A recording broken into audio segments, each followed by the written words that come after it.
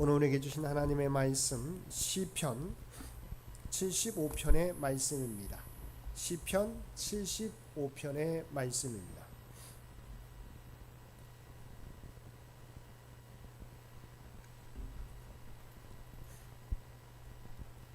시편 75편 1절에서 10절까지 말씀입니다.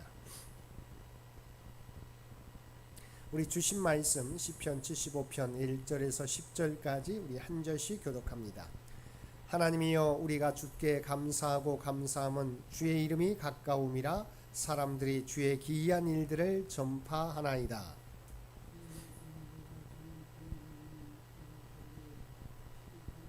땅의 기둥은 내가 세웠거니와 땅과 그 모든 주민이 소멸되리라 하시도다.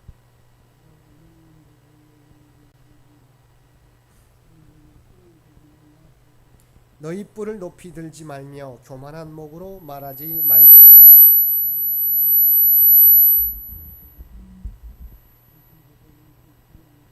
오직 재판장이신 하나님이 이를 낮추시고 저를 높이시느니라.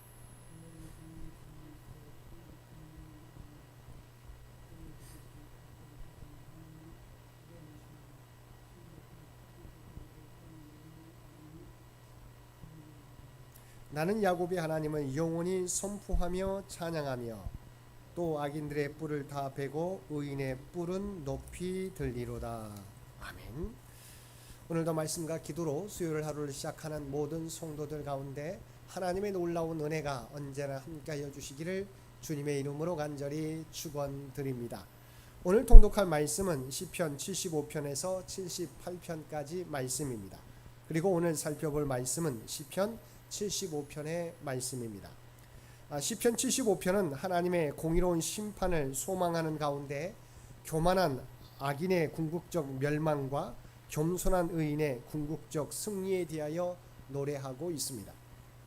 이러한 본시의 저작 배경에 대해서 학자들마다 주장하는 바가 다르지만 그 가운데 히스기야 왕 때 사네립 침공을 저작 배경으로 보는 견해가 가장 유력한 견해로 지지를 받고 있습니다. 그리고 본시는 그 구성면에서 첫 절과 마지막 두 절이 하나님께 대한 찬양으로 이루어진 수미 상관법으로 되어 있는데, 이는 중간에 언급된 내용, 곧 하나님이 이 세상의 주관자요 심판자이심으로 인하여 마땅히 찬양 받으셔야 함을 강조하기 위하여 사용된 표현 기법입니다. 또한 본시에는 몇 가지 특징적인 사실들이 나타나고 있는데, 첫째는 하나님께서 주신 말씀이 나타나고 있다는 것이고, 두 번째는 한나의 기도, 마리아의 찬양과 유사한 내용이 나타나고 있다는 것입니다. 이제 본시의 세부적인 내용을 살펴보면, 먼저 1절은 본시 전체의 서론으로서 하나님의 구원이 가까이 이르렀음을 인하여 하나님께 감사 찬양하는 내용입니다. 다음으로 2절에서 5절은 1절에서 하나님께 감사하며 찬양하게 된 이유로서 하나님께서 악인에 대하여 종말론적 심판을 예고하셨음을 직접 화법으로 소개하는 내용입니다. 이어 6절에서 8절까지 말씀에서는 인생에 대한 하나님의 절대 주권과 악인에 대한 하나님의 철저한 보응에 대하여 선포하는 내용입니다. 끝으로 9절과 10절은 하나님의 공의로운 심판을 확신하며 1절에 이어서 다시 한번 하나님을 찬양하는 내용입니다. 1절을 보면 시인은 하나님이여, 우리가 주께 감사하고 감사함은 주의 이름이 가까움이라 사람들이 주의 기이한 일들을 전파하나이다라고 말씀하고 있습니다. 여기서 시인은 감사하다는 말을 반복적으로 사용하여 강조하고 있습니다. 즉 시인에게는 하나님을 향하여 분명하게 감사해야 될 조건이 있었던 것입니다. 시인은 그 조건을 주의 이름이 가까움으로 제시하고 있습니다. 여기서 주의 이름이 가깝다는 것은 하나님의 역사하심이 임박하였다는 말입니다. 그렇다면 하나님의 역사하심이 임박하였다는 것은 무엇을 의미합니까? 그것은 10절에서 언급하고 있는 것처럼 악인들의 뿔을 다 베고 의인의 뿔은 높이는 것, 곧 악인과 의인에 대한 공의로운 심판을 말합니다. 본시는 선민의 자손 유다가 불의한 이방 나라의 침입으로 절대 공경의 위기에 처한 때에 지어진 시입니다. 일반적으로는 유다 왕 히스기야 제14년 곧 BC 701년에 아수르 왕 사네립이 예루살렘을 함락하기 위하여 포위하고 있던 상황에서 지어진 것으로 여겨지고 있습니다. 당시 아수르 왕 사네립은 수십만의 군대를 이끌고 남유다를 침공하여 질풍노도와 같이 유다의 성읍들을 함락해 갔습니다. 그리고 마침내 온 유다 성읍을 함락한 사네립은 이제 유다의 수도인 예루살렘을 함락하고자 그의 모든 군대를 예루살렘으로 보내어 겹겹이 포위하게 하였습니다. 이제 예루살렘의 함락은 시간 문제로 여겨졌습니다. 사네립의 군대 장관 랍사게는 도간에 든 것과 같은 예루살렘을 바라보며 하나님과 히스기야를 모독하고 항복을 종용하였습니다. 상황이 여기에 이르자 히스기야 왕은 그 옷을 찢고 굵은 베옷을 입고 하나님의 손으로 들어가 하나님 앞에 엎드려 기도하였습니다. 지극히 교만하여 하나님을 모독하는 악한 자들을 심판하여 주시기를 간곡하게 호소하였습니다. 그리고 주요 신하들을 이사야 선지자에게 보내어 선민의 구원을 위하여 하나님께 기도하여 주기를 요청하였습니다. 얼마 후 이사야 선지자로부터 히스기야 왕에게 회신이 당도하였습니다. 그 회신의 내용은 하나님께서 하나님을 모독한 사네립의 교만을 꺾으실 것이라는 것이었습니다. 이처럼 시인은 사네립에 대한 하나님의 심판의 때가 가까이 이르렀음을 알고 하나님께 감사하고 또 감사한 것입니다. 4절과 5절을 보면 내가 오만한 자들에게 오만하게 행하지 말라 하며 악인들에게 뿔을 들지 말라 하였노니 너희 뿔을 높이 들지 말며 교만한 목으로 말하지 말지어다라고 하였습니다. 이는 자신들의 힘을 믿고 하나님에 대하여 도전하는 교만한 악인들을 향한 경고입니다. 그래서 이 경고를 바라는 주체인 나는 하나님인지 시인인지는 분명하게 드러나 있지 않지만 대부분의 학자들은 하나님을 경고의 주체로 보고 있습니다.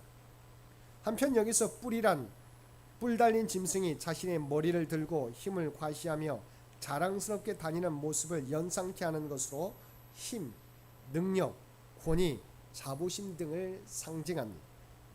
그러므로 본문은 자기의 힘을 과신하고 이에 교만하여 하나님을 능멸하고 하나님께 도전하려는 악한 자들을 향해서 그 교만의 죄를 벗어버릴 것을 경고하는 말씀이라고 하겠습니다. 여기서 악한 자는 1차적으로는 아수르를 가리킵니다. 예루살렘을 포위하고 있던 사네립의 군대 장관 랍사게는 하나님은 결코 예루살렘을 자기들의 손에서 구원할 수 없을 것이라고 하였습니다. 그리고 사네립 또한 그와 유사한 말을 하였습니다. 즉 사네립이나 랍사게는 자신들의 군대의 힘만 믿고 지극히 교만해져서 하나님을 모독하며 하나님께 도전하였던 것입니다.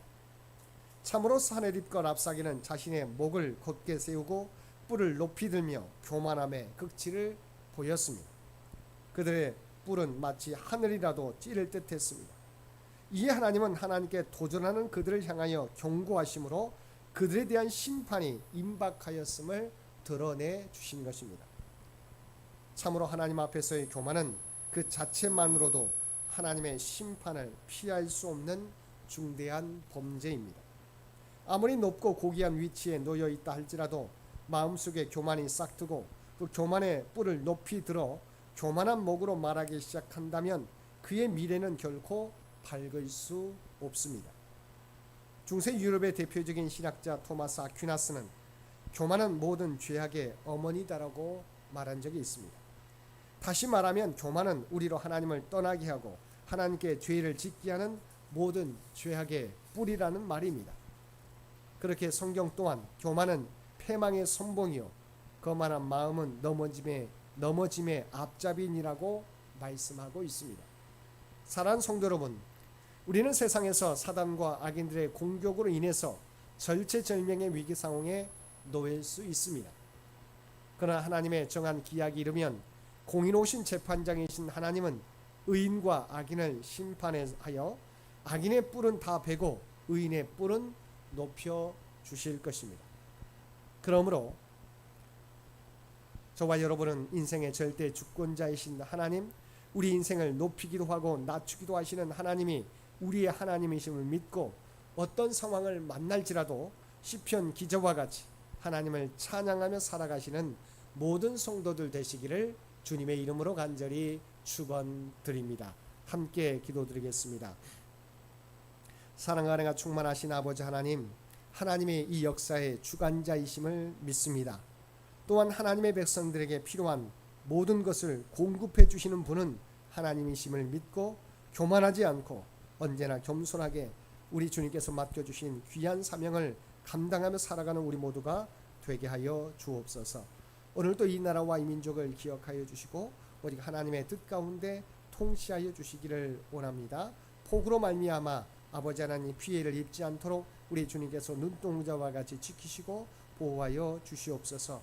교회 창립 100주년을 준비하며 나아가는 창현재단을 기억하여 주시고 오직 하나님의 뜻을 깨닫고 다음 선교 100년을 준비하는데 부족함이 없도록 하나님의 지혜와 능력을 우리 모두에게 부어 주시옵소서. 육신의 연약함과 연로함 가운데 있는 사랑하는 주의 백성들을 기억하여 주시기 원합니다. 하나님 앞에 맡기며 나아가게 될 때 하나님 그들과 함께해 주시고 그들의 기도에 응답하여 주옵소서. 하나님의 놀라운 치유와 회복의 역사, 마음의 평안을 주님을 의지하는 자에게 모두 허락하여 주시옵소서. 또한 사랑하는 자녀들을 기억하여 주시고 어두워져가는 세상 가운데 믿음을 잃어버리지 않게 되기 원합니다. 믿음이 약해지지 않게 되기를 원합니다.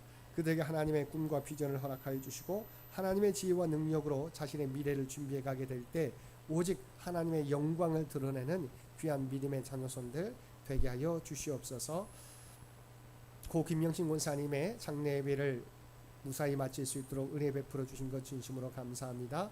남아있는 유족들 가운데 하나님께서 친히 목자가 되어 주시어서 그들의 삶을 인도하여 주시고 믿음이 아버지 믿음의 유산이 온전히 아버지 하나님 자녀손들에게도 전해질 수 있도록 그래서 친히 함께하여 주옵소서. 그들을 지키시고 보호하여 주시옵소서. 오늘 또 우리에게 복된 하루를 허락해 주신 것 진심으로 감사드립니다. 날마다 주님과 동행하며 살아가는 우리 모두가 되게 하여 주시옵소서. 또한 우리가 이 땅에 살아가지만 하나님의 구원받은 백성, 우리가 구별된 백성이라고 하는 정체성을 잃어버리지 않게 하여 주옵소서. 그리하여 우리가 발을 딛고 살아가는 삶의 현장 가운데 그리스도의 아름다운 향기와 선한 영향력을 나타내며 살아가는 우리 모두가 되게 하여 주옵소서. 이 모든 간구 우리를 구원하여 주신 예수님의 이름으로 간절히 기도드리옵나이다. 아멘. 여러분 기도하실